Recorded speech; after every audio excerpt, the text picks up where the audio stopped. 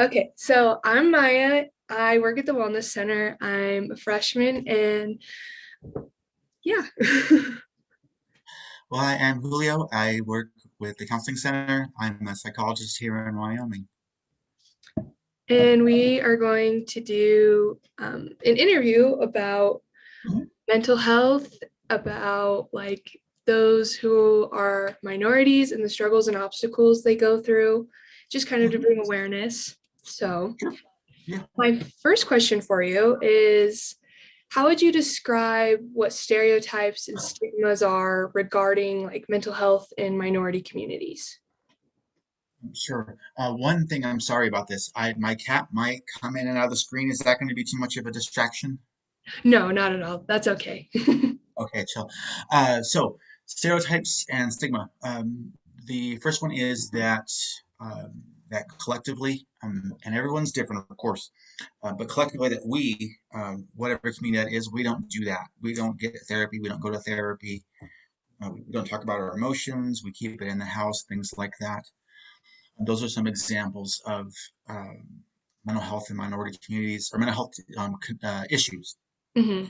I think mental health in general is about being able to connect with people in our groups, in our peer groups, in our family groups, and be able to share those things. Some of the other stigmas are that if you say something, they're going to call the police on you. They're going to hospitalize you. They're going to think you're crazy. They're going to think you're nuts or crazy, or that they're going to think that they're going to really judge you and things like that. With respect to seeing people about mental health conditions.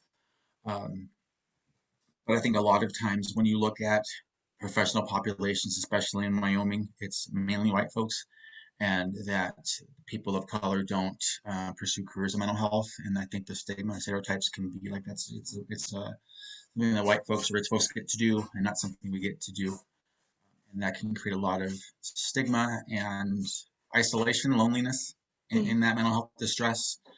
And the stereotypes are that something bad's going to happen if you talk about your mental health in smaller communities like minority communities. Yeah. Hmm. How does society contribute to these stigmas? Through racism and sexism and heterosexism, I think. Uh, so we all come with prejudices, either that are informed by birth or informed by culture. Hmm. And I'll get into what each of those means a little bit more if you want. But this idea um, that when this is a stereotype I see a lot of when black women talk loudly or talk with passion that they're angry or mean. When Latino women talk with passion, it's they're crazy or mean. They need to calm down and relax and things like that. Or when black men talk with passion or with conviction, you need to relax and calm down and cool out and things like that. Um, that I wish everyone could just get along and just be chill. And the reasons why people don't get along is a lot of wounds that haven't been talked about or healed. Hmm. And the other thing is it. Mm, I think this is answering a question still. Therapy in of itself is expensive, and unless you are independently wealthy or have proper insurance plus a job, you're not going to be able to afford it a lot. You're probably going to work with somebody who, in no disrespect to early career folks, people that don't have a lot of experience, people that uh, are going to be a lot younger than you are talking to you about mental health and things like that. And being poor is a challenge, especially in this country when it comes to mental health, working with mental health. So, so those are a couple of reasons, another reason. So when it comes to sexism, that you know that the classical thinking. When I mean classic, I mean older generation thing of women need to just be docile and be really agreeable and things like that. Again, if a woman gets mad, she's crazy or what have you, or she's a bitch or this or that or the other. When a traditional man does it, he's assertive and he's take charge kind of guy, and how rapidly that can take effect.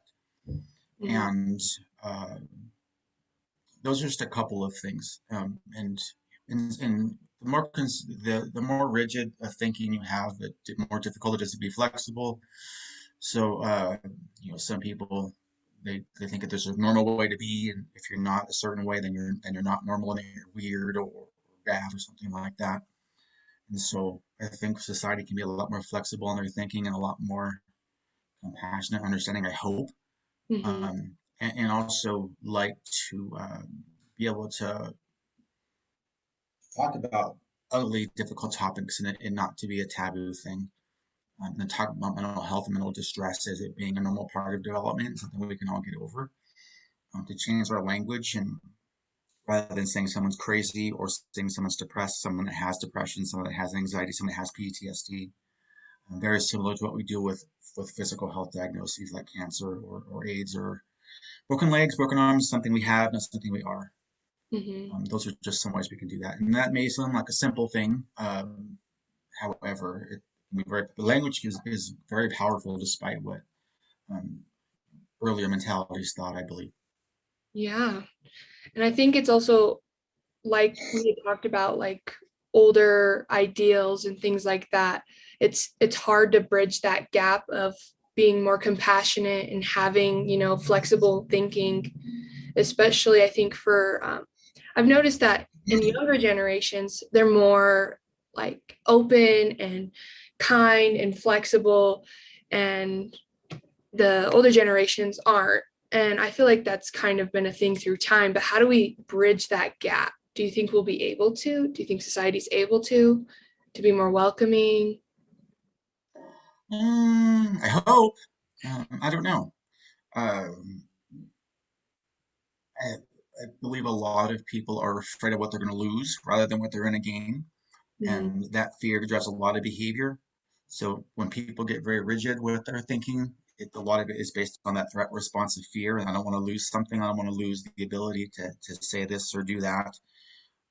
When they also are not thinking readily about the gains they're going to be able to have to meet and talk with new people, have the opportunity to do different things a different way, things of that nature. So,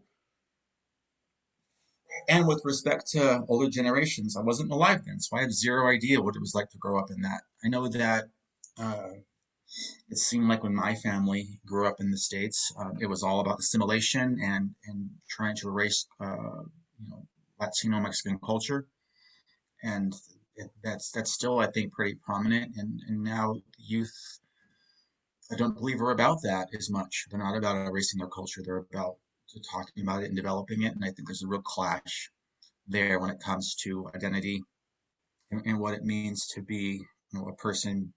An 18-year-old person now is different than an 18-year-old person in 1940. Mm-hmm. Uh, so I mean, I hope is understanding and compassion both ways. I hope there's respect both ways.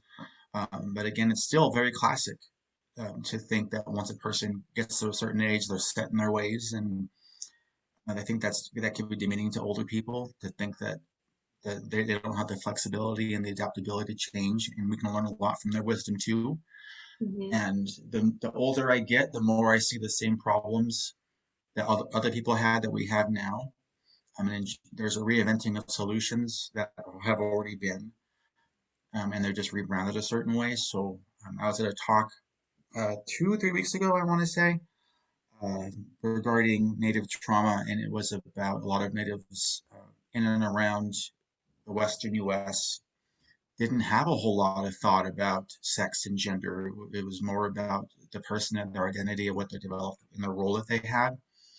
And when settlers came in, it was more about gender and developing certain gender and sex roles and things like that. So already that's a really classic or old way of thinking that's been replaced by newer thinking, and which depending on who you think, it wasn't useful. So communicate, learning, and trying to be flexible and learning from other groups. Sexism is pretty deeply ingrained in this country and in other ones, and even in ethnic groups, sexism is still a thing and still pretty viable, I guess you can say. So continuing to learn and continue to adapt to each other and trying to, again, being flexible is really important. Mm-hmm.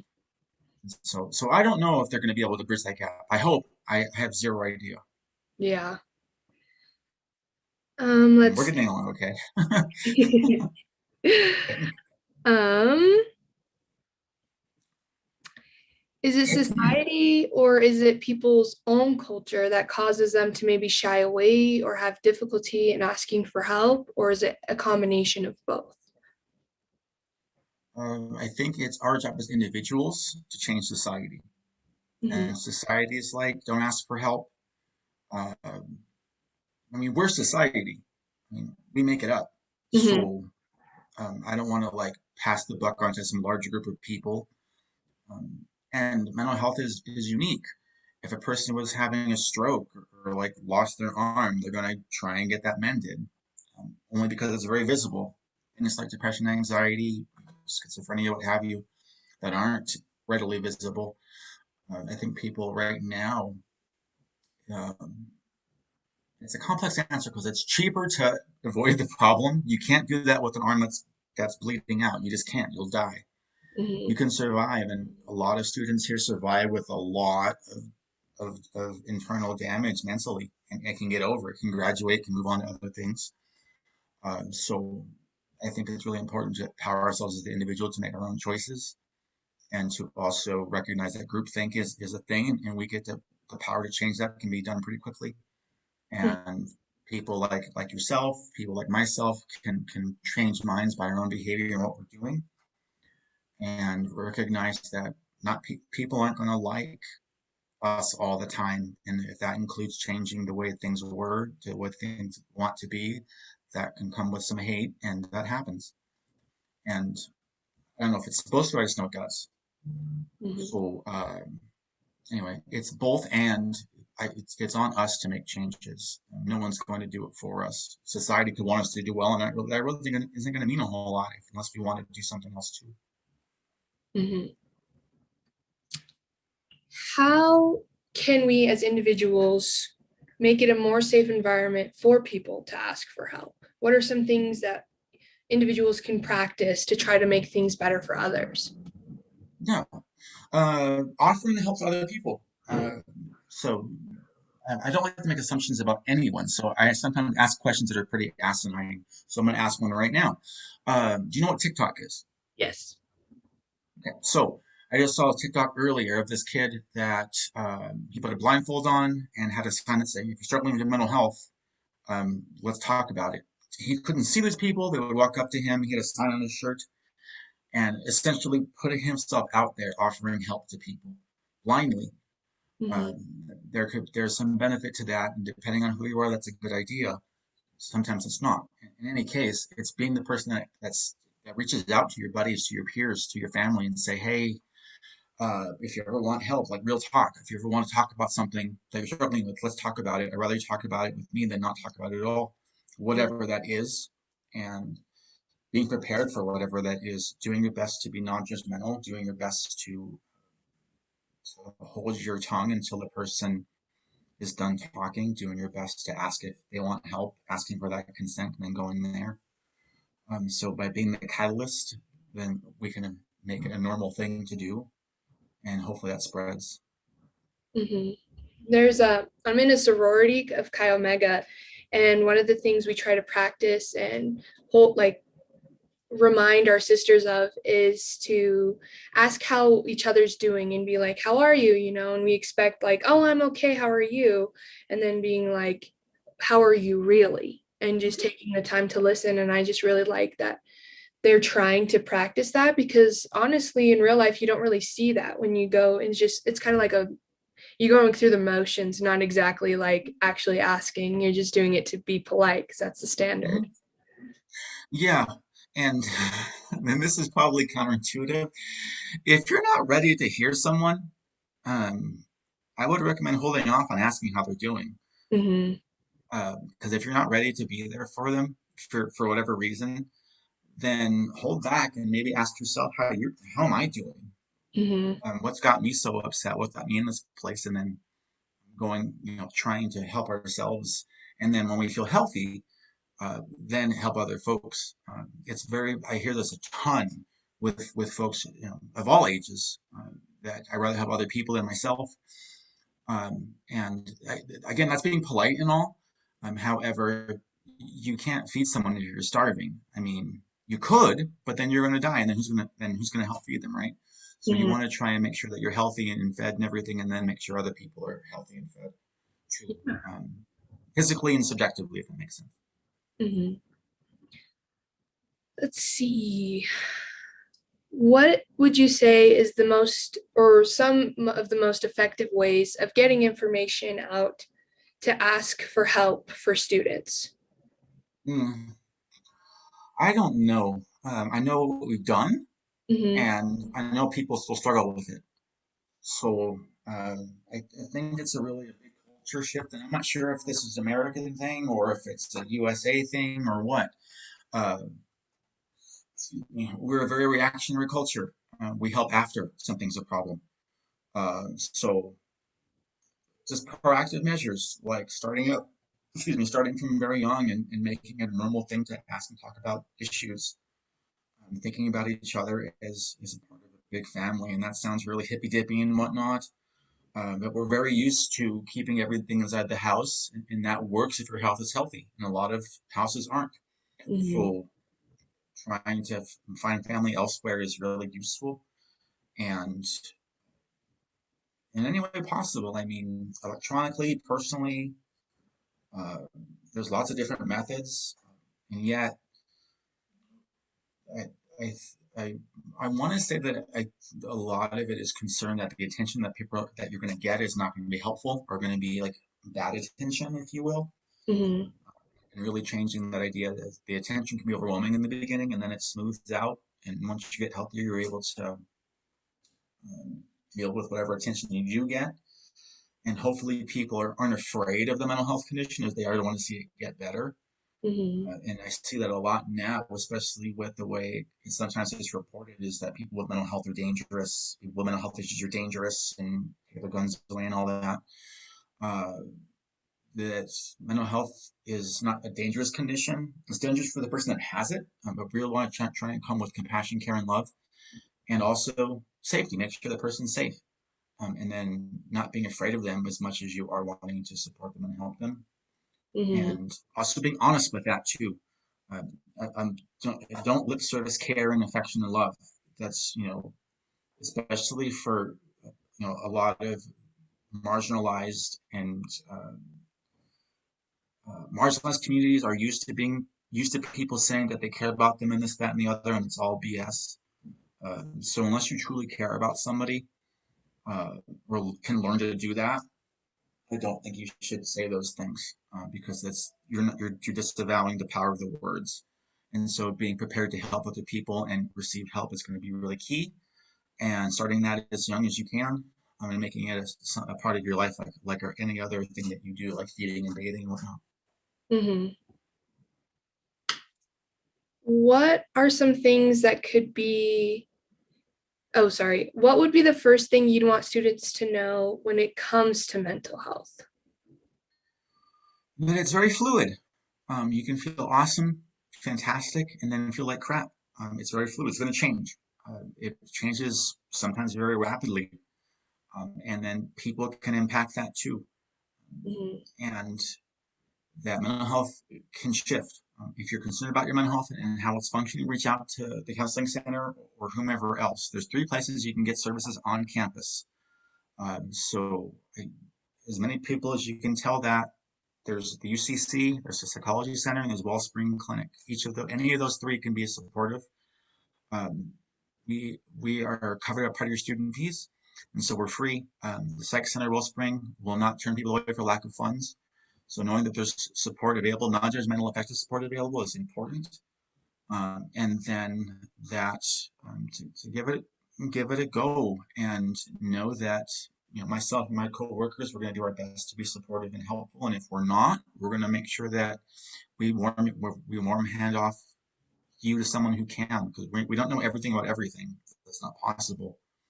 But we want to try and do our best to support you in finding people that you can. And sometimes the limitation of the state is not every demographic is represented well. And so sometimes the challenge is finding one that will fit. And thanks to COVID, in air quotes, telehealth is a pretty viable resource now, and lots of therapists are doing it. And there's lots of therapists that can serve people in Wyoming, even though they're not here. Mhm. And those are other options too, and we can help you find those if you're interested in it. And then starting to know that first year, second year, third year, fourth, fifth, however long you're here, that there's resources available, and that it doesn't always feel good to work on your concerns like it would working out. But eventually things change, and we do our best to make sure that you're at least listened to and heard. And if you feel like you're not getting that, then tell us and complain to us. That's what we're here for, learn how we can get better.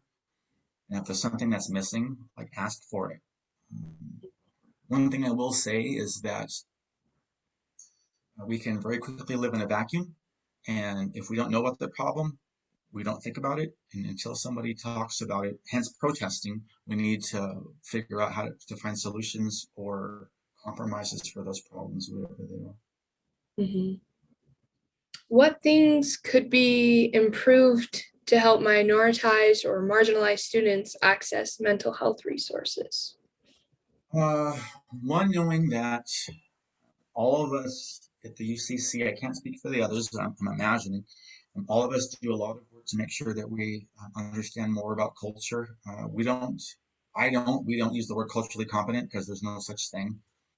That's assuming that you can achieve it. No, we come from a culturally humble lens, and we're always trying to learn new things about different cultures, be it Islam, be it Black cultures, be it Latinx cultures, be it Native cultures, be it non-binary cultures, be it BDSM cultures, be it athletic cultures, Greek life, whomever it is, we're always trying to learn new things and how we can effectively help as many people as we can. And everyone's different.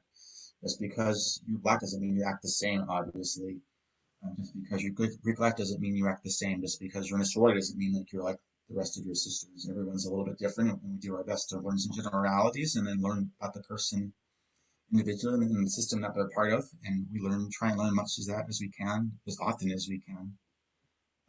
And it's not your job to educate us; it's our job to learn, not only from you by knowing you, but also doing our own research and doing our own work and utilizing all the technology that's there. So we're learning how to be proper allies that people allow us to be, and then go from there. Yeah. Well, thank you. I have learned so much throughout this. I really appreciate you taking the time to meet with me. Um, No, I really enjoyed the articles you sent me. They were very informative and made me cool. think in different aspects that I didn't even really, they were just things that I wasn't aware of and I wish more people could be aware of. And I really enjoy talking about this because it is still considered taboo, and it's unfortunate that it's like that. But hopefully by doing things like this, we can kind of change that and make it more accessible to students who feel uncomfortable talking about mental health, or just people in general, not even just students. But yes, Yeah, thank you. it's a part of. Yeah, you're welcome. It's part of everyone's thing. And I was told, and I don't know if this is true or not, that in the 50s and 40s and 50s, that cancer was like this. Cancer was something no one talked about. Um, now it's all over the place, right? Everyone talks about it, and there's looking for novel solutions. So hopefully, mental health distress and disorders can be like that too. Yeah, So, yeah, thank you too for your time. I really appreciate it. And then I hope that you kick butt on your educational endeavors and this summer with your service work too. thank you.